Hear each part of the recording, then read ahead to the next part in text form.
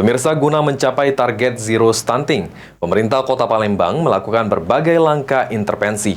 Di antaranya melakukan pemantauan anak usia 1-5 tahun untuk rutin ke Posyandu melalui TPPKK.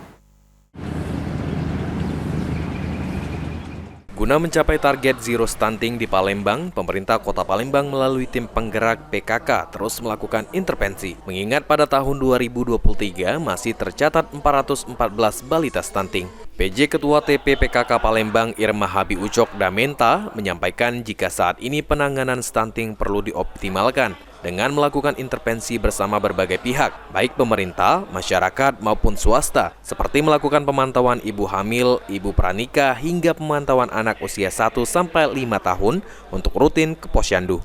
Ditambahkan Irma Habi Ucok Damenta, beberapa faktor mempengaruhi kasus stunting di Palembang, seperti kurangnya pengetahuan warga untuk antisipasi stunting, serta permasalahan ekonomi.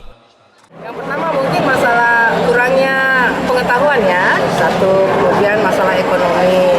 Karena nggak jarang juga ada yang ekonominya stabil, tetapi mungkin karena kurang edukasi, akhirnya masih kurang paham. Tetapi dengan bantuan dari tim penggerak PKK, kemudian juga dari para kader, insya Allah semuanya bisa bersama-sama bergotong royong, bekerjasama untuk zero stunting di Kota Palembang.